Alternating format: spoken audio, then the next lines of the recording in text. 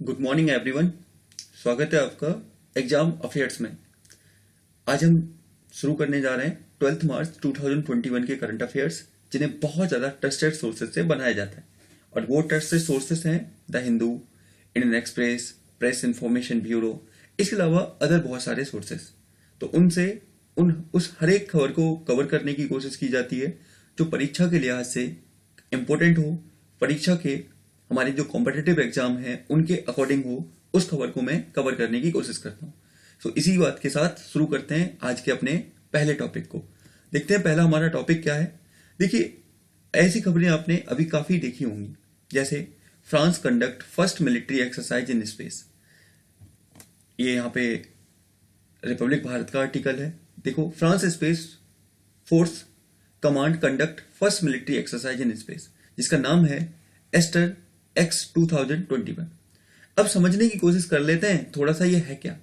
देखो, फ्रांस सरकार के द्वारा अपने सैन्य जो उनके सैटेलाइट हैं, जो उनके अंतरिक्ष में सैटेलाइट मौजूद हैं, उन सैन्य सैटेलाइट की रक्षा के लिए, उन सैटेलाइटों की रक्षा के लिए इस सैन्य एक्सरसाइज को कंडक्ट किया है। यानी कि इस सैन्य अभ्यास को शुरू किया है। किसके द्वारा? फ्रांस के द्वारा इसको शुरू किया गया है। जो उनके ड्यूल वैले मीडिया आउटलेट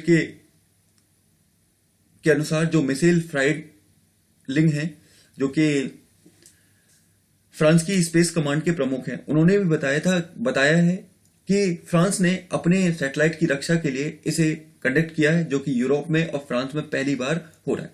ठीक है, तो ये आपको अच्छे से याद रखना है। अंतरिक्ष में पहला सैन्य अभ्यास किसके द्वारा आयोजित किया गया? तो आप बताओगे फ्रांस के द्वारा आयोजित किया गया। ठीक है, इंपॉर्टेंट है। अब देखो, ये आयोजित तो कर लिया है, लेकिन डर इस बात का है कि अगर बाकी देशों ने ऐसा ही करना शुरू कर दिया तो अंतरिक्ष वॉर होने की संभावना बढ़ जाती है। लेकिन इससे पहले भी 2 देश और कर चुके हैं, लेकिन उन्होंने सिर्फ ये परीक्षण किया था, जिसमें एक रसिया है और एक है अमेरिका। लेकिन जिस तरीके से फ्रांस ने किया है और इसको नाम दिया है कि हमने ये फर्स्ट मिलिट्री एक्सरसाइज की है, तो इस वजह से हो सकता है कि प्रतिस्पर्धा बढ़े, और प्रतिस्पर्धा बढ़ने के कारण अंतरिक्ष में और भी ऐसे एक्सरसाइज होने लगे तो अंतरिक्ष में समस्याएं उत्पन्न हो सकती हैं। एक तो समस्या ये होगी कि कचरा बढ़ने के चांसेस बढ़ जाएंगे, जो डेब्रीज हैं वो बढ़ेंगे। इसके अलावा विवाद होने की समस्या और ज्यादा बढ़ जाएगी, और कई बार तो ऐसा माना जा रहा है कि अगर ऐसा ही ये चलते रहे तो अगला जो वॉर हुआ तो वो वॉर बहुत ज्यादा खतरनाक होगा। तो ये याद रखना है आपको। पहला सैन्य अभ्यास किसने कंडक्ट किया है? तो आप बताओगे फ्रांस के द्वारा कंडक्ट किया गया है। ठीक है, देख लेते हैं आगे। यहाँ पे देखिए, ये इंग्लिश में मैंने लगाया हुआ है, आप लोग इसको देख लीजिएगा। जिनका इंग्लिश में है, पीडीएफ में अपने टेलीग्राम चैनल पे देता हूं, जिसका लिंक आपको इसके डिस्क्रिप्शन बॉक्स में मिल जाएगा। ठीक है, और यहाँ पे ये देखिए, उनकी स्पेस एजेंसी का यहाँ पे ट्विटर हैंडल से ट्वीट किया गया है, एस्टर 2021, जो बताया गया क्या है, ये फर्स्ट मिलिट्री एक्सरसाइज है। आपको अच्छे से याद रख लेना है। चलते हैं अगले टॉपिक पर। अगला टॉपिक है खबरों में नायक समिति। क्या है? पीजे नायक समिति, या आधिकारिक तौर पर भारत में बैंकों के बोर्ड के प्रशासन की समीक्षा करने वाली समिति, भारतीय रिजर्व बैंक के द्वारा भारत में बैंकों के बोर्ड के शासन की समीक्षा करने के लिए स्थापित की गई थी। देखो, हाल में ही इसको लेकर एक छोटा सा आर्टिकल छपा था, जिसमें नायक समिति की बात की गई थी। अब आपको याद रखना है ये समिति बनाई क्यों गई थी और किसने बनाई थी। तो इस समिति को बनाया था किसने? आरबीआई के द्वारा 2014 में बनाया गया था, जिससे कि हमारे देश में जो बैंकों के बोर्ड ब्यूरो हैं, उनकी जांच की जा सके, उनको और ज्यादा व्यवस्थित बनाया जा सके, जिससे कि बैंकिंग व्यवस्था में मौजूद समस्याएं हैं, उन समस्याओं का समाधान निकाला जा सके। इसलिए पीजे नायक समिति का निर्माण आरबीआई के द्वारा किया गया था। आर्टिकल छपा था, तो मैंने सोचा इसको कवर किया जाए। समिति की स्थापना जनवरी 2014 में की गई थी, याद रखिएगा। और इसके अध्यक्ष कौन थे? तो इसके एक्सिस बैंक के पूर्व सीईओ इसके अध्यक्ष थे, जिनका नाम है पीजे नायक। ये आपको याद रख लेना है नायक समिति के बारे में। ठीक है, तो बैंकिंग से संबंधित है नायक समिति, याद रखिएगा, पूछा जा सकता है। चलते हैं अपने अगले टॉपिक पर। हमारा अगला टॉपिक है वो है अर्जुन सहायक परियोजना। क्या है ये? इंडियन एक्सप्रेस का ये आर्टिकल है। देखिए, Arjun Sahayak irrigation project to change farmers lives, Yogi Adityanath. यानी कि योगी आदित्यनाथ का कहना है कि जो अर्जुन सहायक इरिगेशन प्रोजेक्ट है, उससे किसानों की लाइफ में सकारात्मक बदलाव आएगा, पॉजिटिव चेंज आएगा उनकी लाइफ में। तो समझ लेते हैं अर्जुन सहायक परियोजना कहां पर है, कौन सी नदी पर है। ध्यान से सुनिएगा। तो उत्तर प्रदेश के मुख्यमंत्री श्री योगी आदित्यनाथ ने धसान नदी पर, सबसे पहले तो आपको याद रखना है कौन सी नदी पर है, धसान नदी पर इस परियोजना को जल्द शुरू करने की बात की है। उनका कहना है कि जल्दी ये परियोजना शुरू हो जाएगी, जिससे कि इस क्षेत्र के किसानों को बहुत ज्यादा फायदा मिलेगा। उन्हें पीने के पानी के साथ साथ सिंचाई की सुविधा व्यवस्थित रूप से मिलेगी। ये कहना है उत्तर प्रदेश के मुख्यमंत्री श्री योगी आदित्यनाथ जी का। अब देखिए 2600 करोड़ की लागत से इस परियोजना को बनाया जाएगा, यानी कि इसमें जो लागत आएगी वो कितनी आएगी, 2600 करोड़ आएगी। और इस परियोजना से राज्य के हमीरपुर, बांदा और महोबा जिले के 168 गांवों को सिंचाई व पीने का जल उपलब्ध होगा। क्या बता रहे हैं कि इस परियोजना से होगा क्या, हमीरपुर, बांदा और महोबा जिले के 168 गांवों को सिंचाई व पीने का जल प्राप्त होगा। याद रखिएगा, अर्जुन सहायक परियोजना कौन सी नदी पर है, तो ये धसान नदी पर स्थित है। तो ये आपको अच्छे से याद रखना है। अब देखो आपको एक बात बताता हूं, उत्तर प्रदेश मेनली दो पार्ट में आप इससे डिवाइड कर सकते हो। एक पश्चिमी उत्तर प्रदेश जो बहुत ज्यादा विकसित है, जो बहुत ज्यादा आगे बढ़ा हुआ है, जहां पर बहुत सारी सुविधाएं हैं, जबकि एक पूर्वी उत्तर प्रदेश जो पिछड़ा हुआ है। तो ऐसे में सरकार ने, जो वर्तमान सरकार है उत्तर प्रदेश की, उसने पूर्वी उत्तर प्रदेश के लिए काफी अच्छी तरीके से काम करना शुरू कर दिया है। अब पूर्वी उत्तर प्रदेश अगर आगे बढ़ेगा तो क्या होगा, उत्तर प्रदेश के अंदर जो आय विषमताएं हैं वो कम होंगी, जो डिफरेंसेस है डेवलपमेंट को लेके वो कम होंगे, और तेजी से उत्तर प्रदेश का दोनों क्षेत्र का जब विकास होगा तो उसमें प्रति व्यक्ति आय बढ़ेगी, उत्तर प्रदेश का स्तर बढ़ेगा, उत्तर प्रदेश की जो सकल घरेलू उत्पाद है वो भी बढ़ेगा। तो काफी अच्छा काम कर रही है वर्तमान सरकार, जो कि उत्तर प्रदेश के प्रत्येक हिस्से पर इसने फोकस करना शुरू किया है। तो आपको अभी याद रखना है, अर्जुन सहायक परियोजना सबसे पहले कौन से राज्य से संबंधित है, उत्तर प्रदेश, और किस नदी पर है, धसान नदी पर, और इससे फायदा किसको होगा, तो हमीरपुर, बांदा और महोबा जिले को इससे अत्यधिक फायदा होने वाला है। चलते हैं अपने अगले टॉपिक पर। अगला टॉपिक है खबरों में नीलांग व नीति घाटी। सबसे पहले आपको पता होना चाहिए नीलांग व नीति घाटी किस राज्य में स्थित है, तो आप बताओगे नीलांग व नीति घाटी उत्तराखंड राज्य में स्थित है। तो देख लेते हैं, अभी काफी न्यूज में था उत्तराखंड, आप लोग जानते हैं उत्तराखंड के बारे में। यहाँ पे पहला लाइकेन पार्क भी बनाया गया था, एक दिन के लिए यहाँ पे मुख्यमंत्री भी बनाया गया था। कल परसों यहाँ पर नए मुख्यमंत्री श्री तीरथ सिंह रावत जी के द्वारा शपथ ली गई और पुराने मंत्री ने रिजाइन कर दिया था। तो न्यूज में है, तो देख लेते हैं अब क्यों न्यूज में है।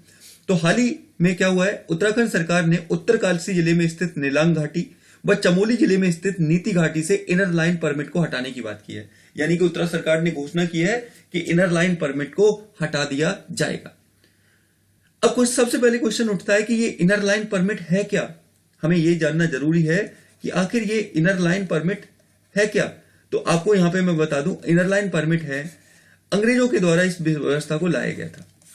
अंग्रेजों के द्वारा असम के क्षेत्र में बाहरी लोगों को नियंत्रित करने के लिए इस व्यवस्था को लाया गया था, और बाद में हमारी सरकारों ने भी इनर लाइन परमिट की व्यवस्था कर दी, जिसके तहत कुछ सेंसिटिव क्षेत्रों में अगर किसी को जाना है तो पहले वहां से स्थानीय अथॉरिटी से, स्थानीय जो आपकी अथॉरिटीज हैं उनसे इनर लाइन परमिट लेना पड़ेगा, और इनर लाइन परमिट के बाद ही वहां पर जाया जा सकता है। ठीक है, इसलिए ये इनर लाइन परमिट लाया गया था। तो हाल में ही न्यूज में क्यों है इनर लाइन परमिट, तो आप जानते हैं कि उत्तराखंड सरकार दो नीलांग घाटी व नीति घाटी से इसको हटाने जा रही है।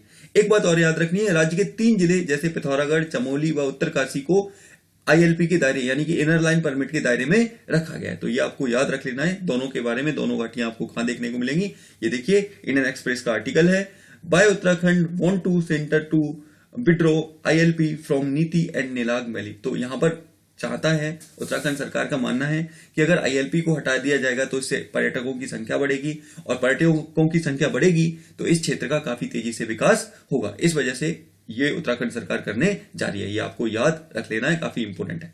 ठीक है, एक और बात आपको याद रखनी है, उत्तराखंड 2 देशों के साथ अपनी सीमाएं साझा करता है, एक तरफ चीन की तरफ और दूसरा करता है किसके साथ, तो आपको याद रखना है नेपाल से। तो ये भी इंपोर्टेंट है, ये आपको पता रखना है यहाँ पे। चलते हैं अगले टॉपिक पर। अगला टॉपिक है देश का सबसे बड़ा फ्लोटिंग सोलर पावर प्लांट। क्या है ये, देश का सबसे बड़ा फ्लोटिंग सोलर पावर प्लांट, समझने की कोशिश करते हैं। 100 मेगावाट क्षमता वाले इस पावर प्लांट का निर्माण national thermal power corporation NTPC द्वारा तेलंगाना के रामगुंडम में किया जा रहा है। यानी कि तेलंगाना के रामगुंडम में इस पावर प्लांट का निर्माण किया जा रहा है। This is very very important line, याद रखिएगा।